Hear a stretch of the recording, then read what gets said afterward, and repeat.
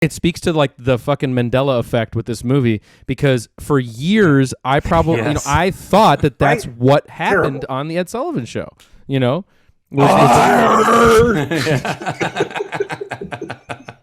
Motherfucking goddamn orange peel beef.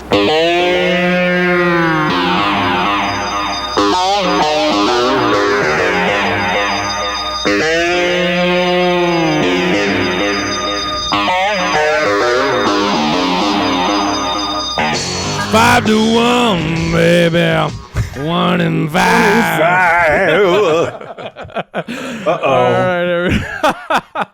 All right, everybody. It's one fucking hour time. I am Evan Husney, joined, of course, by my two guys here. To my left, we got Tom Fitzgerald. Tom, sup? Hi there. Welcome for this, and welcome back to the guy on the right, man, Marcus. Triumphant return from the land of where again? I went to Ireland and Portugal. Oh, nice. Very nice. Nice. I don't think anybody's ever done that. That's odd. Good point. Yeah. Are you? It's two places I've never been, So Oh, there you go. That's down here. You're not half Portuguese, half Irish, are you? 23andMe says I'm Irish, but no Portuguese shows up. Yeah. Portuguese. Okay. All right. And Sick. how was it? Like on a star rating, would you out of 10? Out of 10 stars, how was your trip? Oh, 10 out of 10. It was a great trip. Yeah, Great. yeah, I had a blast. Great to get out of the country. It's been a long time, and Good timing. Crammed about 2,000 years of history into 2 weeks. And anything big happened while I was gone. Yeah. Were you thinking like, you know what? I'm not going back. Like, Yeah, right. what's waiting for me? Really? Yeah. It was definitely like a heartaching. Like reading the news, like I think I only opened my phone up once, and I was like, "Oop, not going to do that again." Can I get weird on you for 1 second, guys? Sorry. Sure. Hey, this is life. This is why everybody tunes in. Yep. It's us. In 2018, I was on tour, and it was the day, follow me, that Ireland voted for abortion rights and legalizing abortion. Wow. And everybody was partying in the streets, and women were like drunk and yelling, and it was very beautiful and moving, because she was like, you know what? When all of us wake up tomorrow, you guys, everything, you're here at such a wild time, you're going to wake up to a freer Ireland. And I was like, oh, that's beautiful, and it's crazy. So I was in Ireland that night, and then now we're here. And then Marcus goes to fucking Ireland, and it's all Marcus's fault. Yeah. It all comes full circle. Yeah. That's what everyone at my work said too. They blame me. Yeah. I tried to do it real quick before I left town. Thought no one would notice. Yeah. Yeah, I knew it. It's one of those things. So, all right. All right. Good night, everybody. That was fun. All right. See you later. We'll talk to you later. Motherfucking god. All right. So I love the fake out. We've done this twice now. All right. It's time for one fucking hour, everybody. Episode 32. We're getting up there. And And this fucking hour, of course, we didn't. I can't even believe that we're going into this. Yes, I never thought when we started this show, this would be a pick, but maybe you guys did. This has been shortlisted, I thought, for a while. Okay. As like a goof. I think we've been shortlisted. Evan's been kicking it down the road. Exactly. So that day has arrived. Yeah. We got to do it. Who else is going to do it? Okay, all right. So Marcus comes back from Ireland, and we're doing it. Here we go. One fucking hour on Oliver Stone's The Doors. Okay. The Doors. Everybody in. The Doors. All right, so all right, guys. Let's do the clock.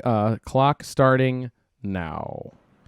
All right, and a little background on this movie. Not much needs to be said, but The Doors is Oliver Stone's 1991 biopic chronicling the rise of the highly influential 60s rock group of the same name and the infamous antics of lead singer Jim Morrison, zealously played by Val Kilmer.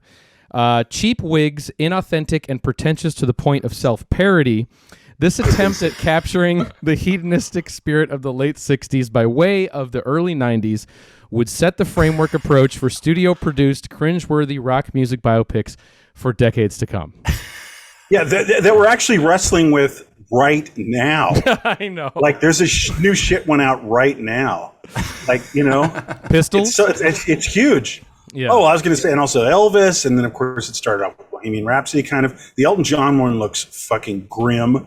I didn't even look at that. So it's actually very, very in vogue right now. This kind of epic scale biopic. The directors are always like, how wrong do you want me to get this? Yeah, exactly. Yeah, I know. Exactly. Can we just do like 20% accurate? Yeah, exactly. So it's like a food. It's like a nutritional thing, like a hot dog. Right. We can't have 60s hair, right? I mean, everyone's on board with that, right? No, because everybody's shooting for like 4 weeks and they got to just throw on a wig and they're doing something else after this week.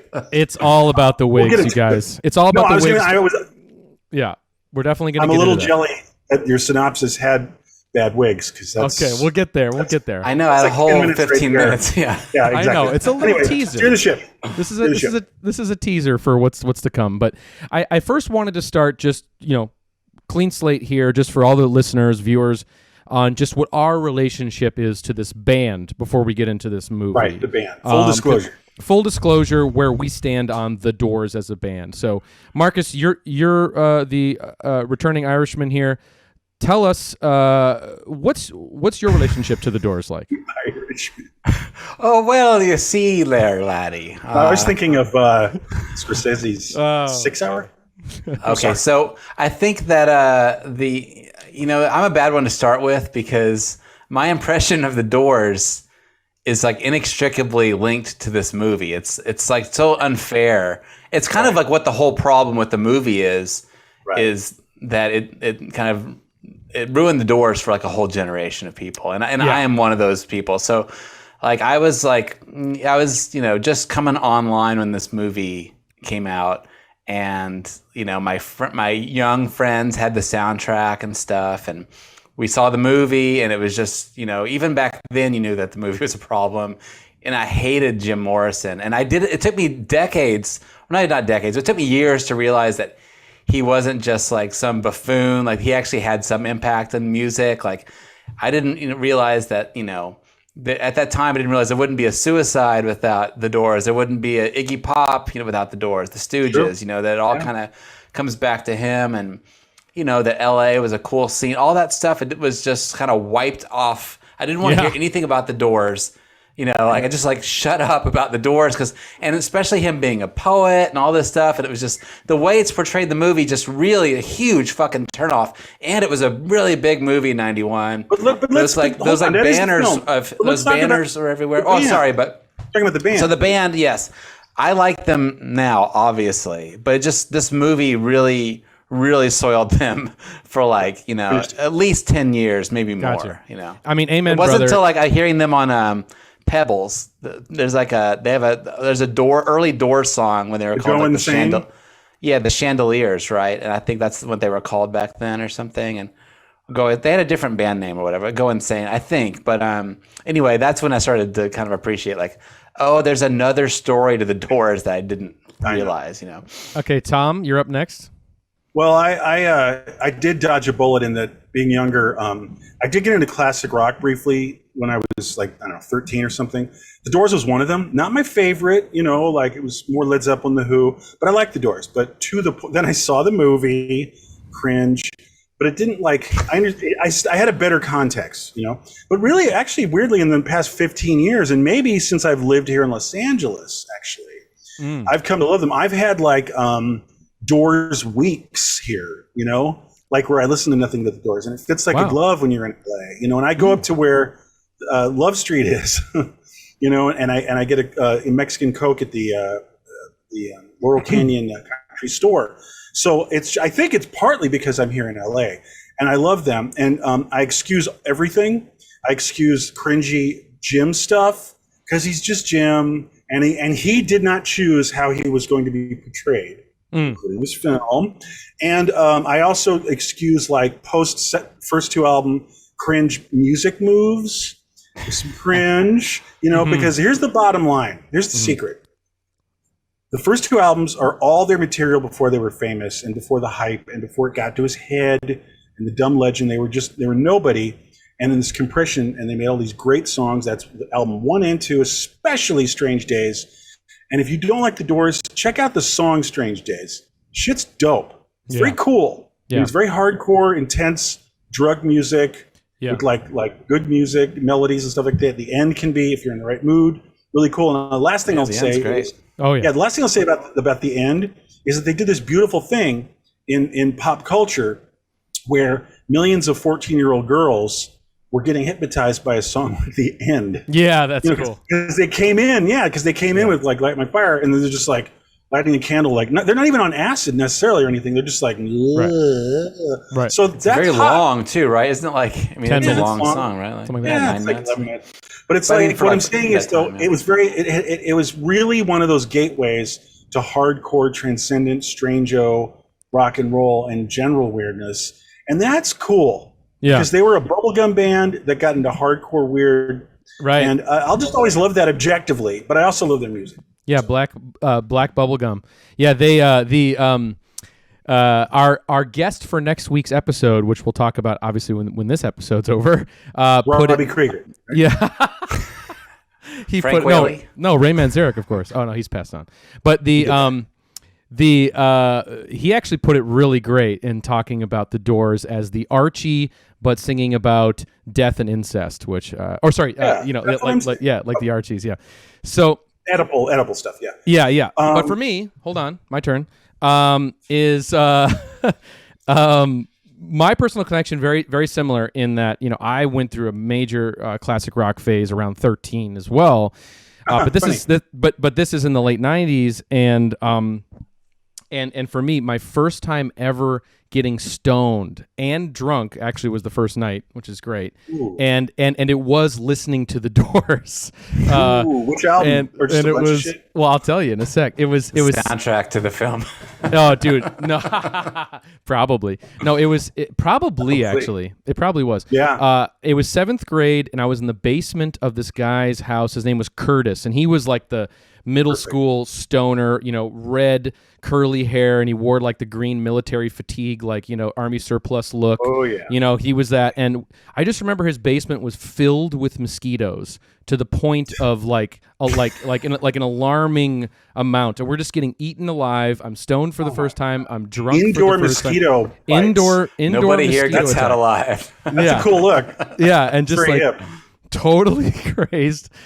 Indoor First time I ever heard War Pigs was that night, and then the Doors came on, and it was Peace Frog, and Not to Touch the Earth, which was playing. Great song. Pretty fucking badass, actually. Yep. And both of those songs blew my mind, and it was formative experience for me, because I was like, holy shit, what is this world? And that's what really got me into the Doors. And so it was a big deal. Later that night, we broke into the neighbor's garage and stole Mike's Hard Lemonade, but that's another story. But anyway, yeah, I gotta say, Peace Frog did jump through to me. I was also a classic rock kid, and Peace Frog always did stand out. One last thing about that soundtrack. Sorry, that record played. That was all my friends had, and I remember being like, I don't like the Doors, but they have that one song called Heroin, and that's a really good song. Yeah. Because they had 2 Velvet Underground songs in the soundtrack, and I was like, that song is cool. But oh my god, well, we're gonna get into the Andy Warhol's factory visit. Okay, but let's talk about the movie. So let's set up the movie. Go. Unfortunately, we have to talk about the movie. Yeah, we're here. I know exactly. Here we are talking about the movie. But Tom, you saw this movie when it came out. Is that right? Yeah. So it's just a total coincidence, but the week it came out, I had moved to California, to San Francisco specifically, and me and my dumb friends were staying at this weird place that was a block from the beach, like Stinson Beach or whatever it is. And so it was all just incredibly new to me. It was like I was coming from New York, and it was just like sea air, like outside of our window and stuff. And then right up the street was this big old beautiful movie theater. I think it's where Star Wars premiered. Whatever that theater is on Geary. Oh, Marcus might know this. That theater. Not in New York. Yes. No, San Francisco. San Francisco. Yeah. Oh. Yeah. Anyway, it was on Geary. We're taping, right? Yeah, I can't remember. I can't remember. It doesn't matter. Whatever. I think it's actually, I know it is. It's where Star Wars premiered. Yeah. Anyway, so I like the Doors fine, and so we went, and actually it was my friend and his mother, who was a boomer, and she was like, I lost my mind, Jimmy and Janice and Jim. And so, but she was cool. She's a good person. But like she went, and that was an interesting perspective. So anyway, of course we see it, and it just come out like that 2 days ago, and we go right to the beach, and there's moonlight. See where I'm going with this? Like we're walking on the beach, talking about The Doors, the film, beautiful moonlit surf, sand. It was just a perfect way to see the film. And I remember just like, God, I wish it was a better movie because this is a beautiful moment. Like I wish it was this great film, but it's like this deeply flawed tardgasm of a film.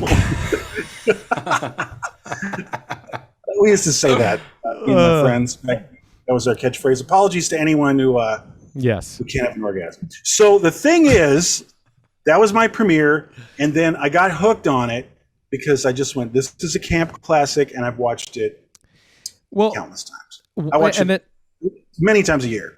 Yeah, I love it. 100%. One thing that hit me, it does, and one thing that hit me watching this back, because again, I had seen it probably again in around the time I got into The Doors, as I was mentioning in the late 90s, middle school. I'd seen the movie, got sort of into it, probably liked it, didn't know any better, really at the time. Sure, yeah, I know. But then I haven't really watched it since that time period, so it's been a long time since I've seen it. And one thing that really struck me, we were watching it the other night, is that this movie, if it were an intentional comedy, okay, like Walk Hard or like a Funny or Die sketch, it'd be brilliant because it has all the tropes. Walk Hard. It is. It has all the tropes, of these flawed biopics, and one of those characteristics, obviously, guys, here's your door I'm opening for wigs, but there's wigs, but also the idea of which all rock biopics suffer from is the idea of story consolidation, when you have to take like 7 different things that happen in the band, cram it all into one scene, and then it's just the most like inauthentic, like laughable, nonsensical scene that would never take place. Like in one backstage scene, they discuss heroin, possibly breaking up, selling their song for a TV commercial, his new girlfriend, whatever. That's every scene. Or just like, hey, we just wrote "Light My Fire" in 5 minutes, and and on and on. But it's. I think part of it actually is sort of a tribute to the time, in that so much happened so quickly. Honestly, I think in those days. Like things were paced pretty wildly. I mean, the 60s, in the late 60s, it was like in 3 months, if you look up the Rolling Stones, it's like, well, they almost went to jail. They went to Morocco. They recorded Satanic Majesty's Request. And then 2 months later, I'm reading a Stones biography. So it does feel more, and there's an inclination to do that or justification to do that. Well, you have to, I guess. Yeah, but also I do think it's a little closer, the compression of time, like the Beatles did everything in 5 years. Right. Yeah. It's insane. They went from, about 5 years. So yeah, but still he's handling it poorly because it's crude and it's, there's no subtle, it's a terrible script. It's just, it's like, like 10th grader writing assignment writing. It's unbelievable. Let's plan a murder or start a religion. Yeah. Yeah, and so I was really curious watching it. Like I was mentioning it, like the Walk Hard quality of this. I was really wondering, because I mean, obviously, like you were saying, Marcus, at the top of the show, it makes Jim Morrison look like a freaking cringy, pretentious, drunk dipshit throughout the entire film. Buffoon. And it's really weird because I was like, is that the intention? Does he know he's portraying him this way? Yeah. Or so what's weird. the deal? Yeah. Right. It's a weird creative license. This doesn't portray him as a real person at all. Like I'll he's just walking say this around much. like he's some kind of shaman, and like really leaning into that he's like got some like spirits inside of him, and so like he's Jesus. And like, can you imagine hanging out with somebody like that? Who just like every time they open their mouth, it's supposed to be some sort of like, pithy, like poetic.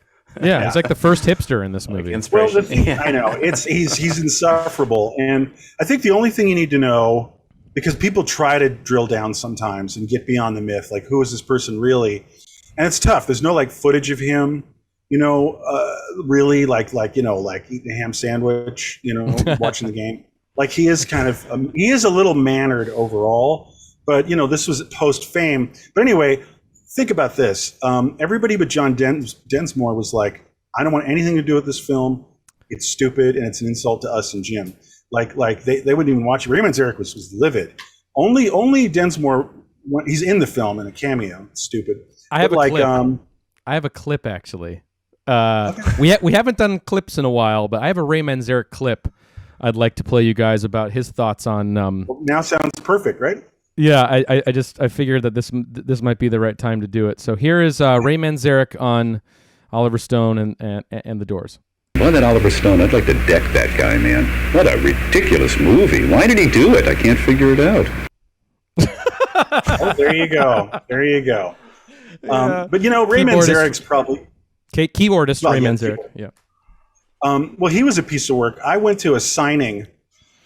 sorry, digression. I went to a signing at Virgin Records or whatever, 12 years ago, when he was still alive, obviously. And I don't know what he was doing, signing another biography or something. But I brought Other Voices, which was the first album of the two after Jim's death. And I was joking to myself. I was with my girlfriend, and I was like, you know what I'm going to do? I'm going to walk up to him with this album for him to sign. You go, you know what?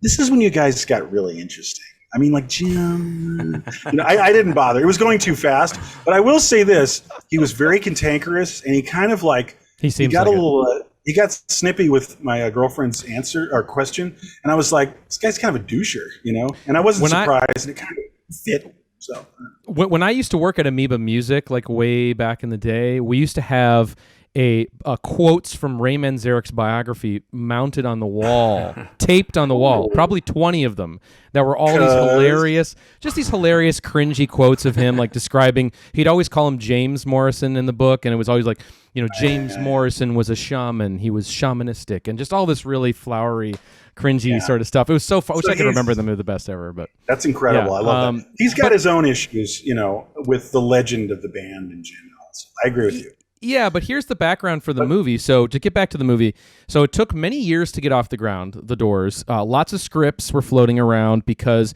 this was hot off the heels of a book called No One Gets Out of Here Alive, which was a biography of Jim Morrison and The Doors. But it's kind of infamous because it was known to have taken a lot of dramatic liberties with the stories of The Doors. It's a fun read. It's hard dialogue sequences, and things like that. And many friends of James Morrison felt that the book was actually I won't was actually profiling somebody completely different and not Jim Morrison at all. Well, that sounds like the beginning of the problem. Exactly. That then leads you to a film like that. That sucks. Of course. Yeah. And so then what happened was Oliver Stone was the one who actually got the movie made based on the script, based pretty much on this novel but this biography that was not really quite accurate. And then, Zarek was the most vocal, saying he wanted nothing to do with it and that was after he read Oliver Stone's script. And that was basically, so that was the beginning of the end in terms of it being having sort of any sort of official sign off. From something sort of authorized. I mean, the film is called. It's not called Jim. It's called The Doors. Right. And it is telling that a couple of guys in the band, half the band, right? And there was some casting. There's some real doozies as far as through the '80s perspective casting for Jim Morrison. Yeah, I can't remember any of them. Richard Gere. I've heard that. Gere, Johnny Depp. Amazing.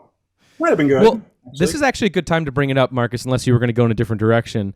But Val Kilmer, thoughts on Val Kilmer's performance as Jim Morrison, Marcus? He looks like him. And I mean, I think that's just why it's messed up in my brain because I saw it too young. You know what I mean? Yeah. But I mean, just the whole, it's really hard to get away from the whole portrayal of him. I think which we already kind of touched on. I can't get away from that. I mean, I guess it's nice that he tried to sing, the songs himself. I guess that's sort of the coal miner's daughter move or something, where you have the actor actually do the soundtrack. Sure. But it's just, I don't know. It seems like it's all Oliver's direction. I don't know if it's Val. Really, I know. I agree. He feels like a puppet, and this whole mess is the vision of one man. And having huge problems, with the arts, which is Oliver Stone. Because I don't really have an opinion either on Kilmer. because I just feel like this is straight up and down Oliver Stone's vision, and I think that the actor probably just deferred, and did what he could to maybe kind of depart somewhat. But this is such a closed, tight universe of Oliver's just moronic vision. To me, it has a lot of cringe to it in terms of watching it, for the first time in a while. Like I was saying, very try-hard performance. He's constantly doing the like shifty, wobbly, like stance, kind of sliding through the universe, man. Sliding and speaking in monologue, and it's just like this prancy kind theater of kid mumble thing. whisper. Kind of Heath Ledger Joker kind of like level cringe for me, at least. I don't know if you guys feel that way. Also on acid, staring kind of like this all the time. It reminds me of the lead singer of The Cult too. Yeah, he's more that than Jim Morrison. Yeah. YouTube that. Well, that's the thing. It's this refried beans of like the legend. It's like there's layers now. And I think that by 1990 you have to pass through the Cult layer, the band, the Cult. Google them if you don't know them. They're really cringy. Oh yeah. And like even with the NXS singer, like there's this other layer of like I'm a swaggering kind of stoned out singer. Right, because Jim's kind of the archetype for that, and then it's like there's so many. Versions of that to come on. Yeah. Danzig, he's the best. Yeah. And they all stink, So that's the thing. So you've got to go through that. I don't know about that. What? You like The Cult? Oh my God. I like Danzig. I like I Danzig. knew you were going to say that. I mean, come on, Marcus, back me up. Yeah, no, of course, I love Danzig. Actually, I like The Cult Electric. I do. Like, you've got a winner, ladies and but gentlemen. not The Doors. Right, exactly. Anyway, well, I don't think Val's like the worst cast person. Like, Val's there's people that stick out to me too. way worse. Like Meg Ryan. Like, what the fuck is she doing? No, in this I know. movie? How about the no? Amen. Well, there's two things.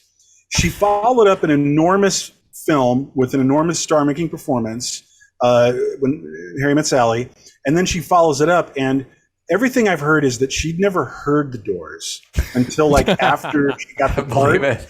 Yeah, really. And then like it's actually because I like Meg Ryan. She was real fun and cute in Harry Met Sally, and like she's like misused because the thing is she's doing Pamela Curson. And that person is nobody knows. She's a total mystery about how to act like her. You know what I mean? And she's not a big personality. So she had nothing to work with. She's like, I guess I'll stay in here and like, she's kind of being my Meg. boyfriend. Right. She's and then she just kind of defaults at Meggishness. Yeah, exactly.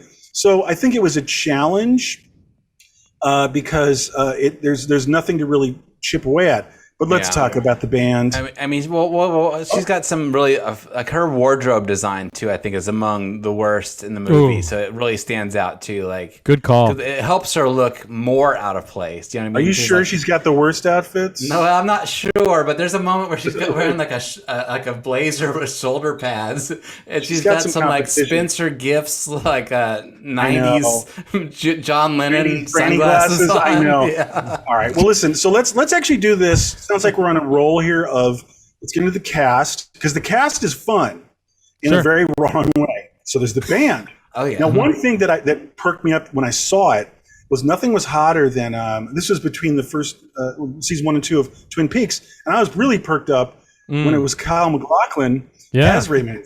And I was like, oh, fun, man. That's some dope shit. Man, that's some 1990s shit, dude. Nice one. And he is fun, but he's campy too. Yes. He's like when he sings the Dylan, like the dragging on the medicine at the beach, cringe. That's the note that I have too. It's like I think he's pretty good, except for that Dylan moment. It's kind of unforgivable. Well, the whole scene, he's just like, let's start a band and become millionaires. No, but but that's not even. We're not even really. So he's that's okay. The line, yeah, he literally says that. I know. Well, it's on the nose cringe time. Yeah, going down the line. We've got we couldn't get Matt Dillon, but we got his brother. Last seen in the Blob reboot. Like the guy with the nose. It's like that casting. That casting is insane. Dude, so hold on. So because I know every episode we try to talk about Entourage. I'm kidding. But like, is the only thing, like, this is his idea of John Densmore's, like, I'm trying to keep the beat, but he's always off. Like, he's got this, like, New York accent. Kind of, but just like general dumbass, like, Philly cheesecake. Hey, Jim, come on, man, pick up the pace. Let's go. It's just. I missed you more than you know, asshole. Yeah, exactly. Yeah. Exactly. Totally awful. And then Marcus's favorite. Welcome back to One Fucking Hour. We've got, drum roll please, as Robbie Krieger, Mr. Frank Whaley. Years before anybody gave a shit about him, and they only gave a shit about him because he's in the huge Pulp Fiction scene. And he's fucking Frank fucking Whaley, and he doesn't resemble Robbie Krieger whatsoever. And check out the big brain on Robbie Krieger, And he's just like, Man. hey, so I wrote a song, and like, I don't know, it's about fire and like snakes, because like that's what you always sing about. So I was like, what the hell? It goes G-A-B. It's just wait, guys, I'm gonna go work on this. You cringe wigs. You and just go out to the beach. All bad wigs around. Big round of bad wigs for all those guys. Yeah. And Frank Whaley, man. Damn, I mean, yeah, he really is. Good call on the Broderick thing, because he is. He's just poor man's Matthew Broderick. Like, and Kevin Dillon's poor Matt Dillon. It's brutal. Weird casting. Brutal. It's the runt of the litter. It's it is. It's who they could get. Yeah. It feels like there's like way too much feels Michael a little Madsen. rushed. Like, why am I? There's way too much Michael Madsen in this movie. Oh my God, you're reminding me. I'm not done. Yes, actually, Michael Madsen is playing this very weird, interesting person called Tom Baker. Yeah. Who's real. And Tom Baker, but he's very obscure. Google him. He's quite odd. Maybe his most famous thing is in that film Loose Shoes. That's all fake movie trailers from 1978. Whoa, and he's Billy Jerk. He plays Billy Jerk Goes to Oz. He does a parody of Billy Jack. Anyway, no. But the Crown Prince. Yes, Michael Madsen, really cringe-o, but it's got to be, hey, let's stop drinking and have a riot on this fucking airplane, all right? Because it's Billy Idol, and that I got a twinge to walk out when that dropped. So bad. Well, right? Wait, hold on, Billy Idol. No, I know. His generic friend, like it's during the Morrison Hotel. Weird casting. Weird casting, but anyone catch Dozer from Mask? Dozer from Mask. Oh yeah. Dozer. Hey, we're not done. Wait a minute. More. So this is a fun Jim's episode. friend. We're just riffing. In a long list of drumroll, please, shitty Andy Warhols, including the very confusing. Oh yeah. David Bowie as Andy Warhol. Or was it Andy Warhol playing David Bowie? No, it was very 1990 choice. Crispin Glover. Crispin Hellion Glover. Warhol. Crispin Hellion Glover. And that's great. I don't know what to ask God a question. I'm totally biased on this, but I gotta say, out of all the shitty Andy Warhols, he's my favorite. I think he did the best shitty. No, he's all right, and he's perfect. He's a real actor. Crispin Hellion Glover, like I love his Andy Warhol in this, but it is like a lot of, he's got all the lip licking, got some of the gesture. Let's actually just, since we're just barreling through this. Hold on, I want to comment on a few of these if I can. Okay, what I was going to suggest though is full stop on visiting Andy Warhol's factory, because there's a lot of brutal stupidity there. Well, okay, so starting. Evan's got something to say here. What do you got to say? Yeah. I've been trying to get. You want to change gears? No, I want to comment on some of the people you've been mentioning. I haven't had an opportunity to do so. The Tom Baker character is the first one I want to talk about, which is really interesting because that character that Michael Madsen plays, apparently in the real story of The Doors, he's one of the guys that everyone thought was like a really bad influence on Jim Morrison that would kind of get him into a lot of trouble. So just to say, bad vibes. Yeah, bad vibes. Just to sort of echo on what you were saying, as like he's a very interesting character in this and how he found his way into this movie. This obscure actor that Michael Madsen is playing is kind of a weird detail, just into the movie. Before we get to Andy Warhol, I just want to call out one other awesome. This is probably my favorite performance of the weird casting in this movie is Michael Wincott, who plays their manager. He's the guy. Yeah, right. I just want to give a little shout out to him. Right? Yeah. Or the producer. I think he's Paul Rothschild, the producer. Yeah, the producer. That's right. Yeah, he's the producer. And Michael Wincott's a great actor, very underrated. What a voice! Great voice. Seen in Talk Radio. He kills in a great it. Sequence in this film. Kills it in Talk Radio. If we ever did 1 fucking hour on Talk Radio, we would go all out on that scene. But yeah, just shout out to Michael Wincott. But yeah, we can talk now about Andy Warhol. Who plays Truman Capote? I was like, is that Linda Hunt? I couldn't figure out who that was. No. It's not Truman. It's Paul Williams. Oh, right. The singer-songwriter.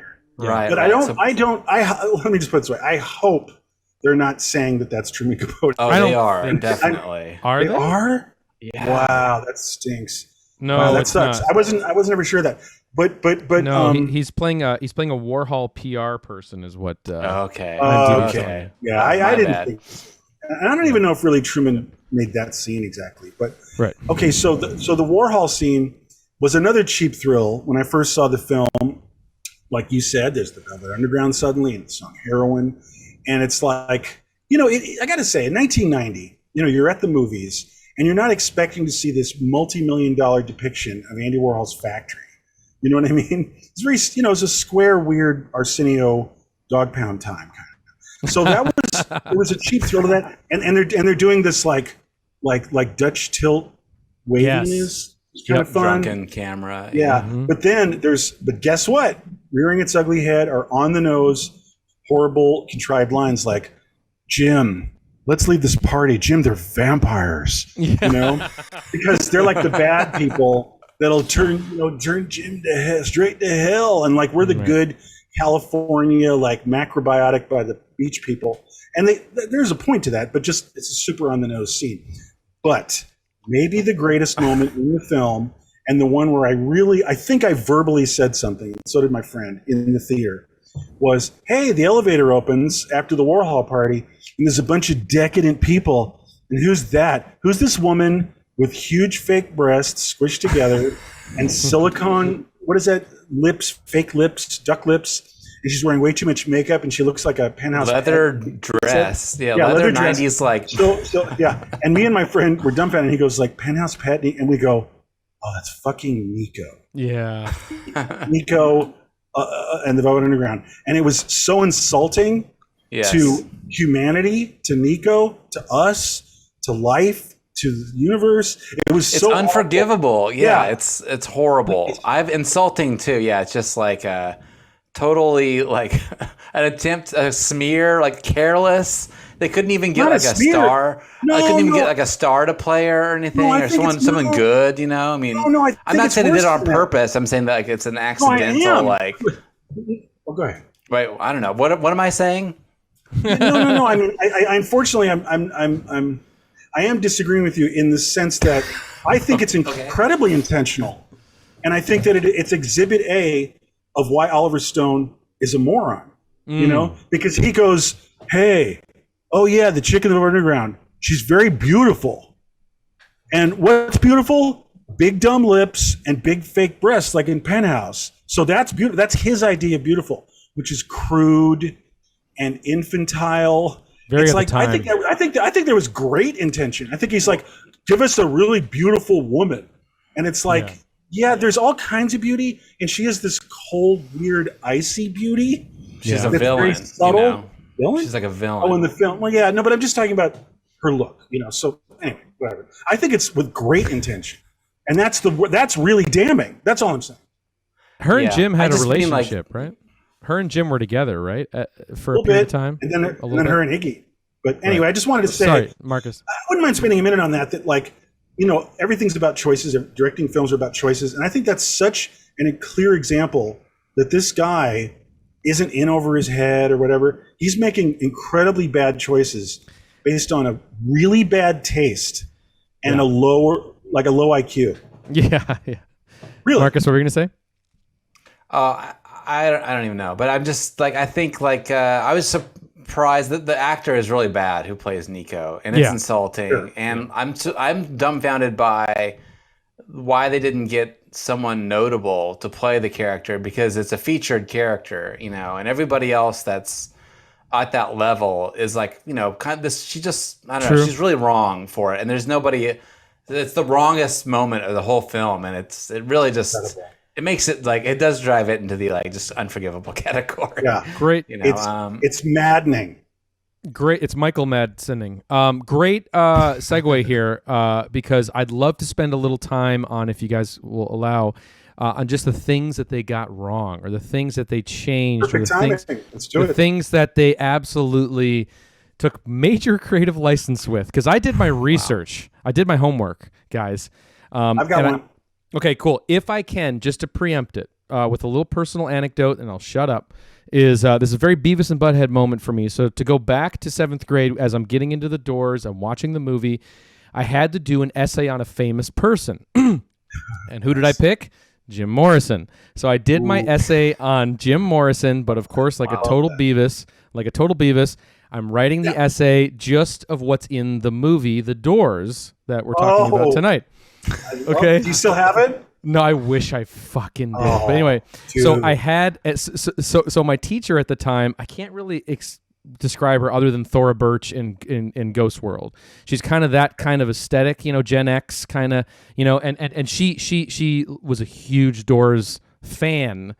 And I remember she pulled me aside after class and she says, "You just watched the movie and wrote this, and that movie has nothing to do with the real story of Jim Morrison," because she was like a diehard. So it was amazing. Anyway, so that's really cool. Not a Doors fan. Yeah, is it in your hard drive or something? Is it in an old hard drive? I got it. It's probably at my mom's storage. Dig somewhere. that shit up, cuz. I will. We'll do 1 fucking hour on that. But anyway, so I found this. I want to shout it out real quick. There's an unauthorized documentary out there on YouTube. I can't quite recommend it, but I'll put a link to it in the description.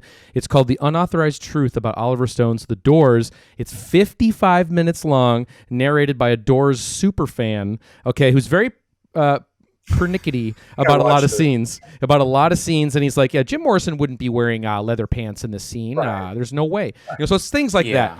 But he does break down the big things. I just want to talk about a few of the big things and then open up to you guys.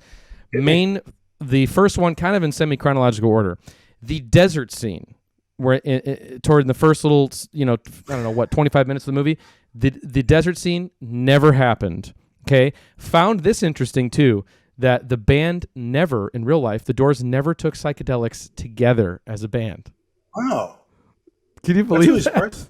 It's kind of one of the best scenes. I do think it's kind of one of the best scenes. It's pretty fun. But then again, I liked it when it was in Wayne's World 2. Yeah. By the way, that's another example. That's another example of it's really in Wayne's World 2 though. Like Follow the Naked Indian. You know, it's like that's another example of like get hard cringe. Mm-hmm. Like right after it came out, you know. But no. That's a little surprising because I thought that would happen eventually. That they would all dose up and in a circle. Okay. Never happened. Can I? Go ahead. I have another one, but I think it's going to be on your list. Can I do one more? Let's see. Go ahead. The Thanksgiving scene. Okay. Yeah. Never happened. There was never a duck. There was never a duck that was stomped on. Jim never told his wife to kill him in front of his friends. It's a total fabrication too, which is insane for Meg Ryan's character. That's one of the worst scenes. Yeah, it is. It's so insulting. Like, isn't that a strange license? Lawsuit level. It is, but isn't that a strange? Well, they're both dead, but isn't it strange to take that license? You know, that creative license to, okay, we got to write a crazy rock star scene. So, okay, he's going to stomp out a duck and like, what? And like pout and yell. It's that, screaming and knives and like people hold me back. Like, you know, it's just like drama. We need a drama scene. What a weird choice. It's Oliver Stone. He's a moron. That's our case we're pleading. I have a relatively subtle one. Sure. But it can be backed up by videotaped evidence. Okay. Now, this to me, after Nico, the insult to the casting of the Nico character, this is number 2. It's very simple. The first time in Ed Sullivan, the show doesn't want. Yeah, you know, it's like the show doesn't want like maybe don't say like want to take you higher or whatever it is, and like it's like why don't you say like bite my wire? Yeah. Which is very stupid. Walk hard. And very Wayne's World, actually, the way he says it, like, how about wipe my wire? Yeah. Backstage. No, but what I'm saying, the evidence is, because it's on tape, like on YouTube, you can see them perform and him saying, make me higher, or whatever. And he just sings it. Higher is said like the word before it and after it. But of course, in this idiotic film where everything's like up to 11, man, he's like take you higher, and he's going into the camera, take you higher. It's like it didn't. I'm watching it here. That didn't happen, and it's just more stupidity. It's just dumb. It's like, how about this? Someone, maybe a coked up film director, baby boomer, might have had that thought. But then they go, like, maybe the next morning, like, that's bad. I'm not gonna do that. Like we all have bad creative thoughts, but he goes with it. He's like, oh hell yeah, he's gonna jump right into the camera. Yeah, and real quick, in your face. And real quick, just to what Marcus was saying at the top of the show, it speaks to like the fucking Mandela effect with this movie, because for years I probably I thought that's what happened on the Ed Sullivan Show. All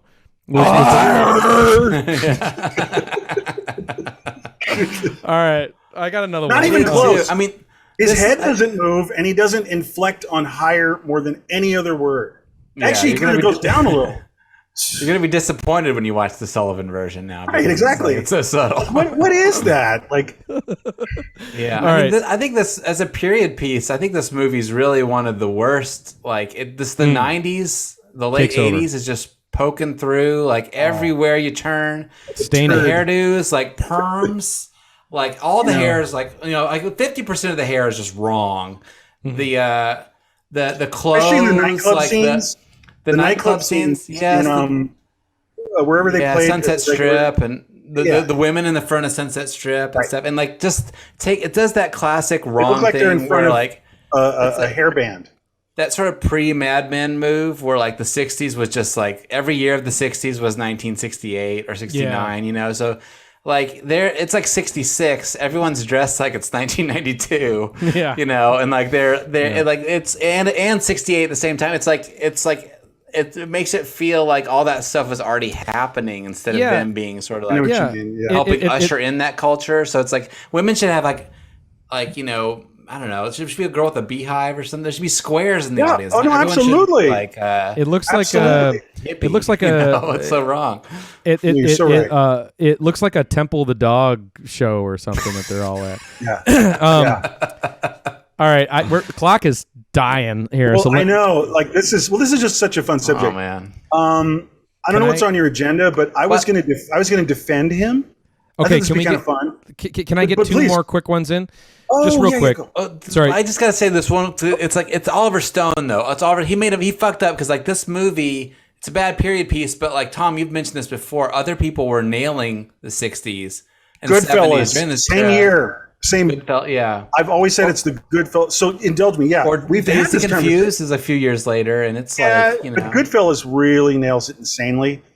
And we've talked about this where it's about the same year. I remember we talked about this after we watched The Doors, and I was like, look at like get your fucking shine box. They dialed in the way a mafioso guy would look in 1969, which is like kind of mod, and they'd have some sideburns. They studied like crazy on the wardrobe and everything and on the set design, and they didn't miss a beat. In fact, the TV commercial for Morty's wigs is like accurate in the way the lettering goes. Yeah. Incredible. That's why I think Oliver Stone, he's like kind of like just like that's good enough. He's got bigger, he's got other things on his mind or something. It's like it's the wardrobe is a huge problem in this movie, and he's just like it's good enough, I guess. Yeah. And it does, and what that does is not allow you to get lost in the time. You're completely distracted by, like you were all saying, 1989, like Arsenio, kind of time. Okay, hang on. Let me rapid fire just three more of these, and then we'll get off into another subject. Just a couple things that stood out to me, also of things that never happened, just for the record, so we have it. A couple other things that never happened that were included by Oliver as dramatic effect, which is just crazy. It's just like,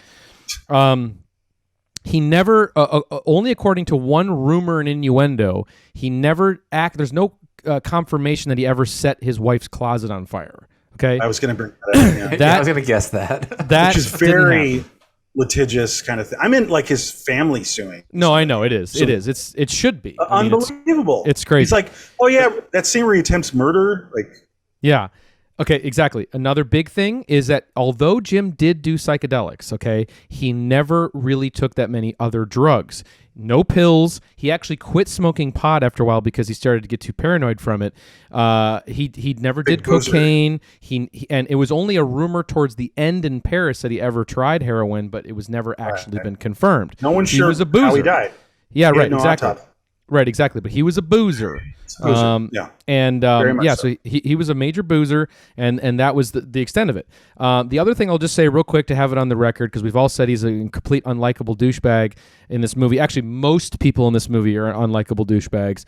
But all of his friends, not just his bandmates, people who aren't famous, all the people that were close to him said that he did have a great sense of humor. He was a really funny guy. He laughed all the time. He was generous. He was kind. He was warm. He was intelligent. He had a gentle side. And obviously, it's just none of that is there in this performance. Especially the humor. The humorlessness thing, that's huge in like making a likable character that is well-rounded. I don't know. I think. I mean, he's funny a lot because his lines are so ridiculous, but he's like not trying to be. Yeah. Now that on top of that, my last two quick things I have here on this list is Jim never randomly spouted poetry or song lyrics out loud casually to friends or to anybody. Oh, that's all he does in this fucking movie. Yeah. So because why don't you just go to the other side with me? And, break on through. Break on through. Come on. How many of you are really alive? Yeah.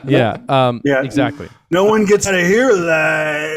Yeah. More on alert. Yeah. So because of this movie, Jim will be remembered as a guy who spouted things that don't make any sense because it's an insult. Because what Stone did is he actually, this is why it's this way. He took various poems that he wrote, that Jim Morrison wrote, and things he said in interviews out of context to create the dialogue that this guy is actually saying out loud. So that is and you do that fucking because insane.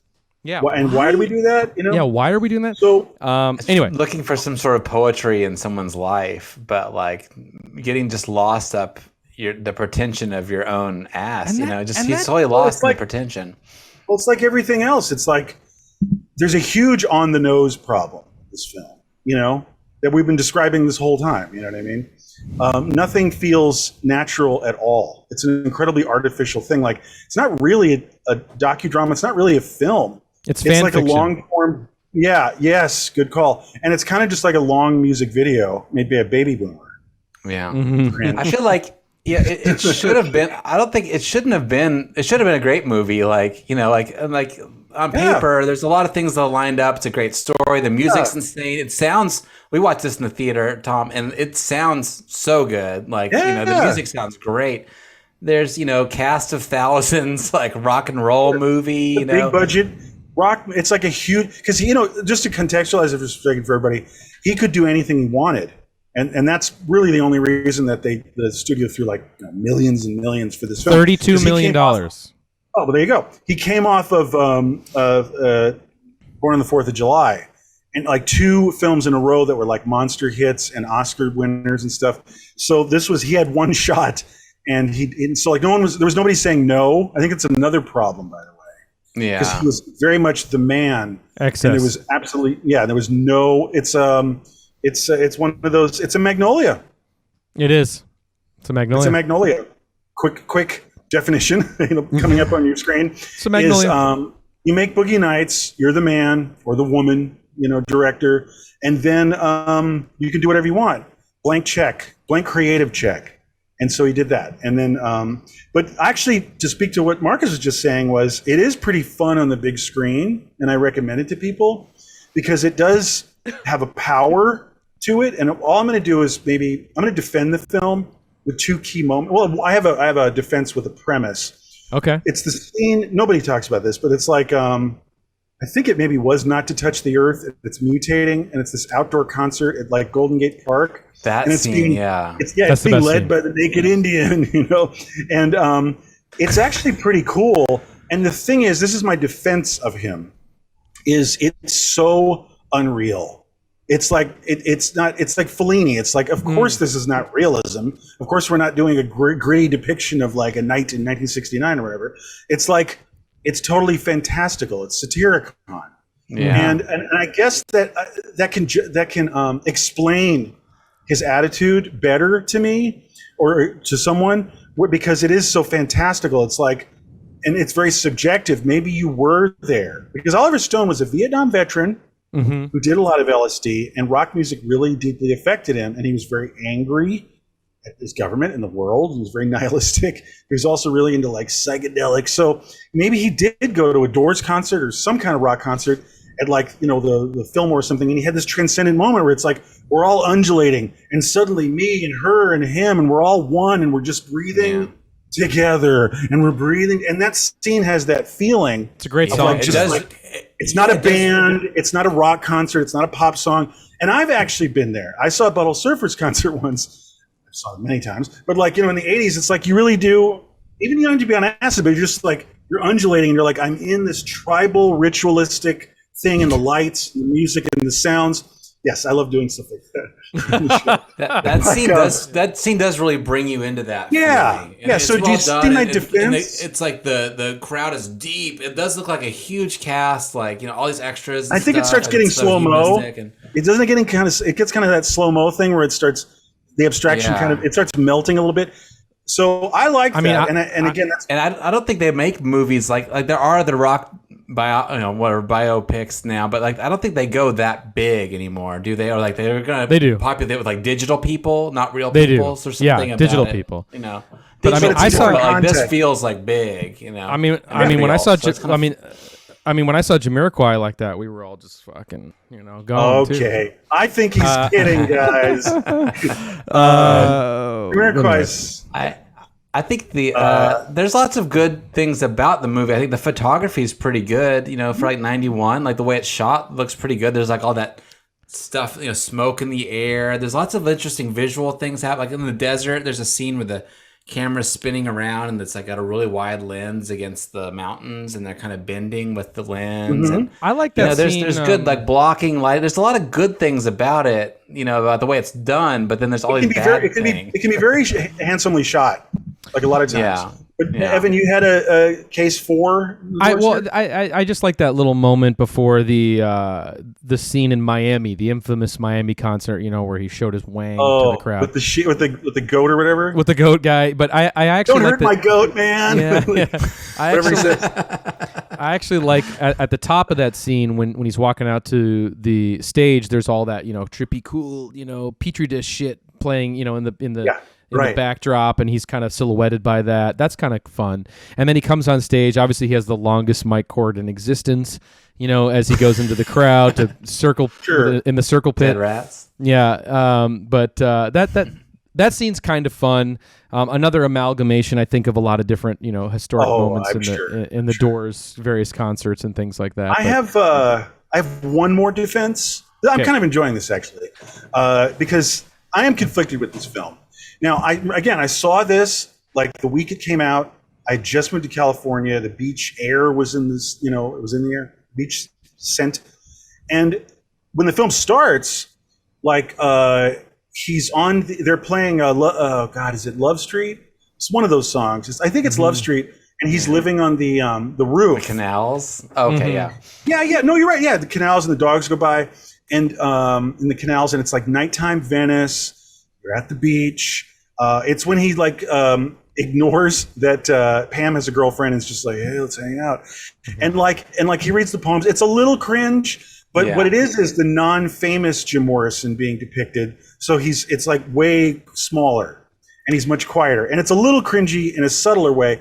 But I just like the feeling of it, and I fell in love with the film for like 35 seconds. This is when I saw it in the theater, and I thought it was going to be a good film. And it's just like, it had a very nice, quiet kind of Laurel Canyon, sweet, kind of beautiful thing. Like two people who just met and they're falling in love over things that aren't about like competitive one-upmanship about like their egos and stuff, and and his poetry sharing kind of made sense, and it's a good mix of like the song nice. and the way it's shot at that moment. Did you catch? I caught this time watching it through. Which the first thing she says to him is, "Got a problem with doors?" Yeah. I know, and he says, "Oh, waste of time." Yeah. Way to ruin it, Oliver. Way to ruin it. He never misses a chance to ruin it. But so I'm done. But I do always sort of fall in love with the film with that quietness, and it hints, often as a disappointment with the film that we're trashing, is it hints at a better film, you know. So. As long as we're myth busting, is it true that his soul was inhabited by a bunch of murdered, dead Native Americans who were run over by a car? Well, the car accident at the beginning. That's not true. No, he obviously that's a very formative. It's in Peace Frog. He talks about it in the song Peace Frog. Ghosts. But he the young child's fragile eggshell mind. I think it's another song, but yeah. But he does it a few times. Yeah, but that's a very. He always went on the record as that was a very formative thing for him. But I think for Oliver Stone, it's not that fantastical. Yeah, but just the shaman aspect. No, I meant shamanistic. Yeah, James Morrison. But it's confusing to me. Like there's like two spiritual gurus. There's the one Native American dude, and then there's a second one. No, one is death. No. One is death. I know, but that's what's so confusing. One's the shaman, one's death. I know. It's very badly handled. It's very clumsy. No movie can handle two spiritual gurus. You follow. No, it's like, guess what? It's clumsy.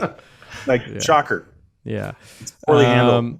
Yeah, and it's crazy. But seriously, the list of the creative liberties that this man took for this movie, it's so weird. Like, why even do it? Why even make this movie? Because it's not about condensing it. It's needless. It's totally new. And for my money, I think the secret to any biopic, and this is not like this is not like a new concept, but I think the secret to any biopic is to not do the expansive full story. Birth, to death. It's always pick a week of someone's life and go to town on it. I agree with you 100%. And just don't do Last Days. Don't do Last Days. The end of right. Kurt Cobain. But do that, but not that. Imagine Oliver Stone's Kurt Cobain for a minute, and just imagine all the liberties that would be taken for that. I want to see it, but I know. Cringe. Yeah, I really want to see that. Yeah, wait a minute. Can we call him? Oh snap! I want to see that so bad. No. But let's play that out for a second, because you asked a question before. Do you like the Doors? And it sounds like we all kind of do in our own way and on levels. But I really love. What I'm saying is, my pitch for a film, a film about the Doors, maybe not the one, but this would be a cool film. I think is them at Venice Beach and being poor. It's the time. I'll describe it this way: the song "Soul Kitchen," which I think is awesome. It's funky. People sampled it, but "Soul Kitchen" was about a specific late night greasy spoon right at the beach on the boardwalk in Venice Beach. And he used to just literally do that. He's like, guys, I'm broke. And can you give me a chili dog, and can I just lie down and sleep off for 4 hours, And they would, and it's all that not quite famous stuff can be, I think, so evocative of the band, the person. Who they really are. Who they really are. But then when everything gets stupid, everything in defense of Oliver Stone again, everything does get stupider when fame and fortune and just magazine covers happen. Right.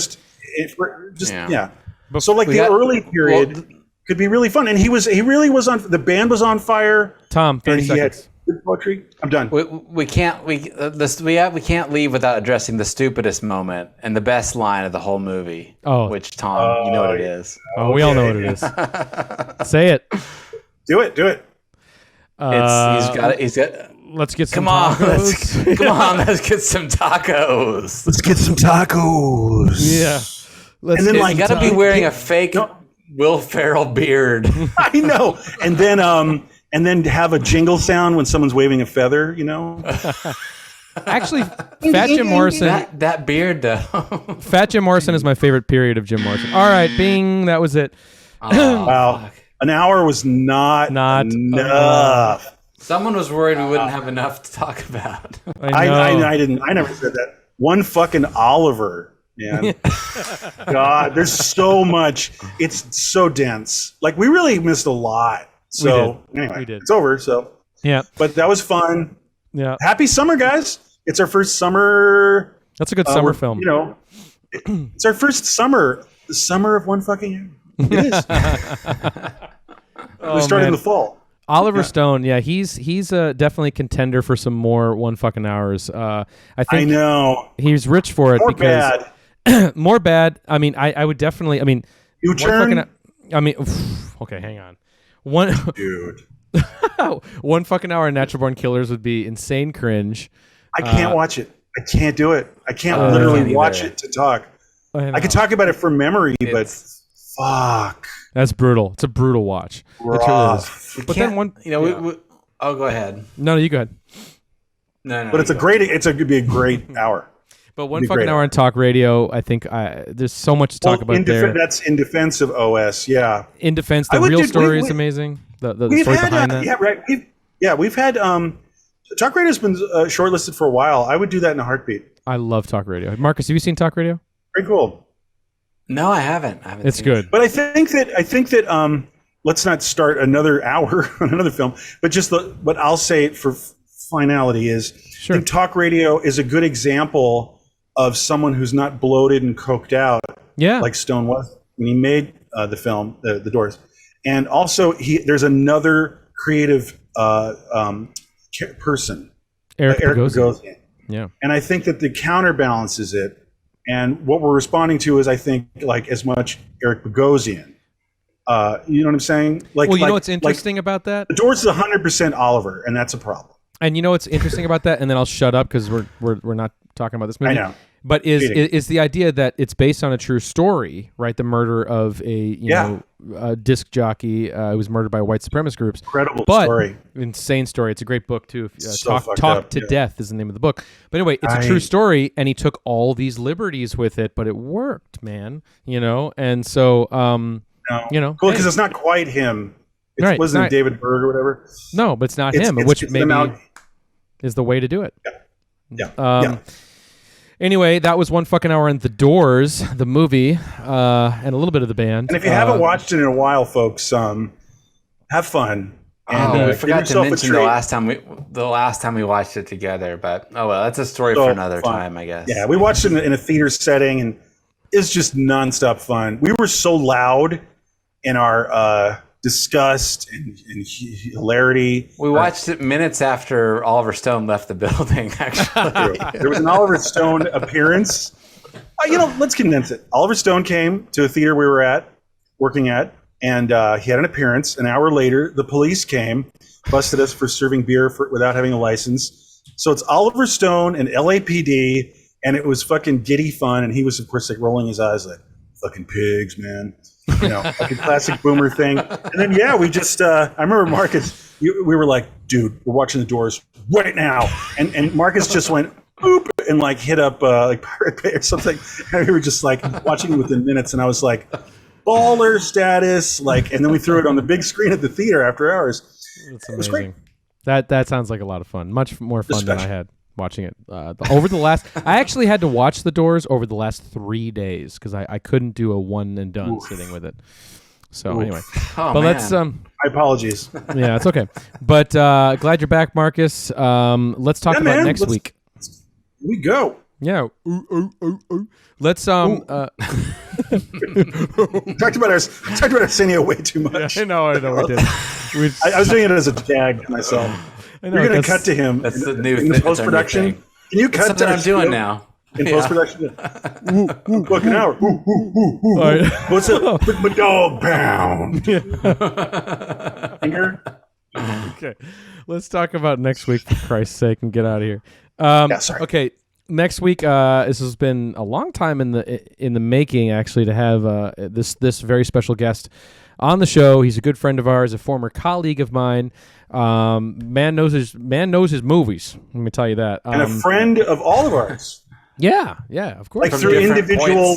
Yeah, right, exactly. Like we've stumbled on this maniac 3 different ways. Oh, that's right. Exactly.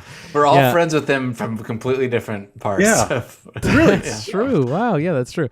So joining us next week is our good friend Lars Nilsson, of formerly of the Alamo Drafthouse, but now he's at the Austin Film Society. He's been doing that for almost probably a decade now at this point.